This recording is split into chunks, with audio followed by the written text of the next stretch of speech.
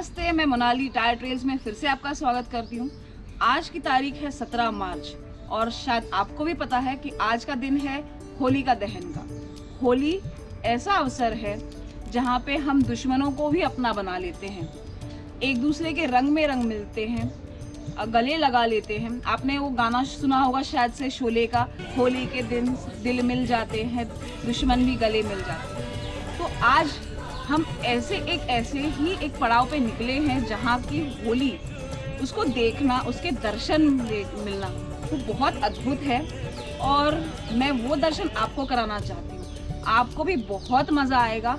मैं भी बहुत उत्सुक हूँ ऐसी उस होली को देखने के लिए कि होली का दहन वहाँ पे कैसे किया जाता है। होली का पर्व रंगों से भरा है, उत्साह से भरा है, आशा उल्लास।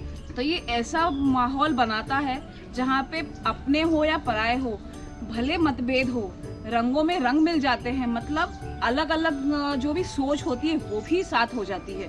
भले हम दुश्मन हो, उस दिन हम दुश्मनी भूलते हैं, अपने गिले शिकवे भूलते हैं और एक साथ हो जाते हैं। तो ये पर्व कैसे मनाया जाता है, एक ऐसे पड़ाव में जा रही हूँ जहाँ का मैंने भी होली का उत्सव नहीं देखा है।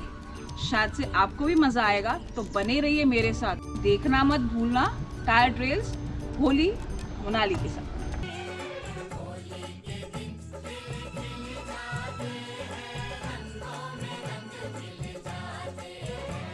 हेलो दोस्तों, मैं चल पड़ी हूँ उसी पड़ाव के तरफ जिसके बारे में मैंने जिक्र किया था।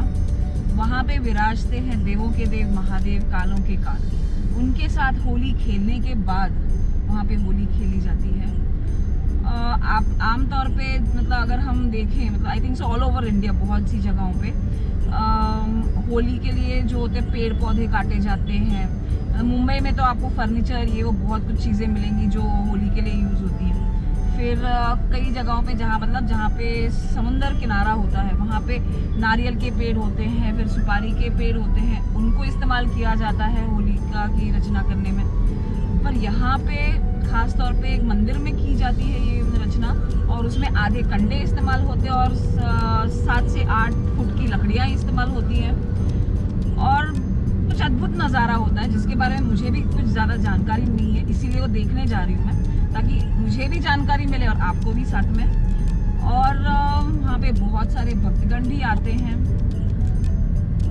और शाम को जो महादेव हैं उनके साथ होली खेलने के बाद, उन पे गुलाल लगाने के बाद ये जो होली का दहन है वो किया जाता है। तो I guess it is going to be very beautiful. कुछ अलग हटके नज़ारा होगा और अद्भुत होगा क्योंकि महादेव के साथ होली खेली जाती है जो कभी मैंने सुनी नहीं है या देखी नहीं है। तो आपको और मुझे, हम लोगों को साथ में ही ये अद्भुत होली के दर्शन होंगे। तो चलिए चलते हैं इस पड़ाव की तरफ। उस पड़ाव की तरफ जा रही हूँ जिसका मैंने जिक्र किया था, जो अलग सी होली है, जो खास होली है, जो हमें देखनी है। तो उस तरफ जा रही हूँ।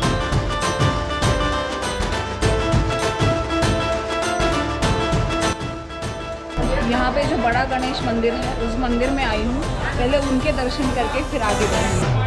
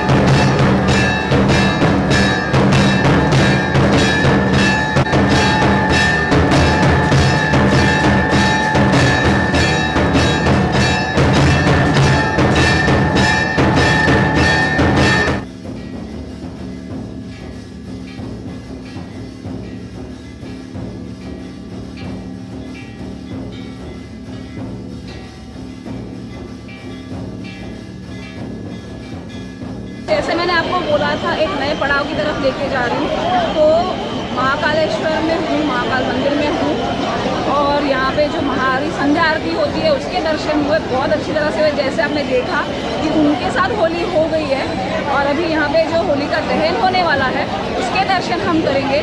और यहाँ पे इतनी भीड़ है कि शायद से आवाज़ भी ठीक से नहीं आएगी, लेकिन मज़ा बहुत आने वाला है। तो बने रहिए मेरे साथ मोनाली और टायर ट्रेल्स देखने के लिए कि होली कैसी है।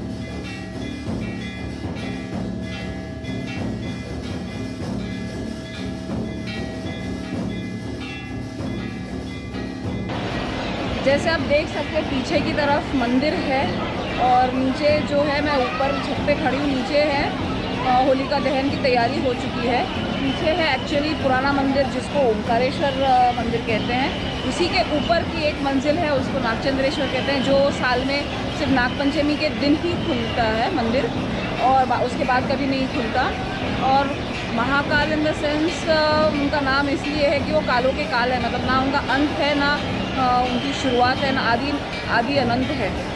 और एक तो मतलब ऐसे भी है कि वो उनके हाथ में काल है, तो अगर किसी की मौत भी है, अगर उनकी पूजा की जाए तो उसकी आयु भी बढ़ सकती है। तो बहुत सी ऐसी कथाएं हैं महाकालेश्वर के बारे में, तो हम थोड़ी देर में जानेंगे। थोड़ी देर में हमें होली का दहन का भी दर्शन होंगे।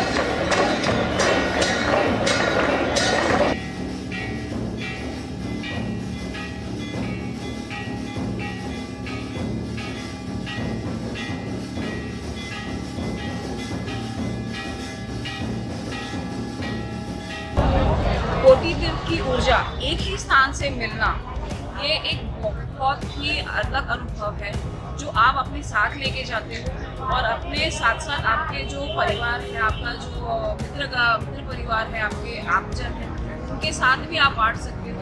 तो ये एक अनोखा पर्व है और उज्जैन में उसका दर्शन लेना मेरे लिए एक सौभाग्य की बात है, क्योंकि मैंने कभी सोचा नहीं था। जैसे मैं कहती हूँ ना, जब मुझे महादेव महाकाल बुलाते हैं या तो शक्ति बुलाती है, मैं वहाँ चली जाती हूँ। तो उन्होंने आज इस बार होली के त्यौहार के दिन मुझे बुलाया है, मुझे होली का दर्शन हुए हैं और बहुत अच्छा लग रहा है। प्लस आप अभी देख रहे हो माथे पे चंदन लगाया हुआ है, तो चंदन इसीलिए लगाया जाता है, कहते हैं कि शिवलिंग पे अगर चंदन लगाया जाए तो शिव जी का जो त्रिनेत्र है उनका जो गुस्सा है वो थोड़ा ठंडा रहता है। और हम अगर लगाते हैं तो हमारे जो बाधाएं हैं वो भी नष्ट होती हैं। प्लस जो हमें अगर लक्ष्मी आने में दिक्कत होती है या लक्ष्मी के घर में आने का जो बाधा होती है वो भी नष्ट होती है। साथ ही एक आध्यात्मिक दृष्टि से उसको बहुत अच्छा माना जाता है। आयुर्वेद के हिसाब से आपका जो यहाँ पे त्रिनेत्र के जैसा एक पॉइंट होता है, पिनियल ग्लैंड होता है, तो वो जो ऊर्जा होती है उसमें थोड़ी शांति मिलती है, कंसंट्रेशन के लिए अच्छा होता है। चंदन लगाना, तिलक लगाना शुभ भी माना जाता है और शारीरिक दृष्टि से भी अच्छा माना जाता है। तो I think so this is something new जो मैंने लर्न किया, क्योंकि तिलक लगा के फिर भगवान का दर्शन करना या तो फिर भगवान के दर्शन करके फिर तिलक लगाना, दोनों ही शुभ है। जैसी आपकी इच्छा हो आप करवा सकते हो, बट करना ज़रूर, आपको बहुत अच्छा लगेगा। मुझे भी अभी इतनी गर्मी में ठंडक मिल रही है, अच्छा लग रहा है।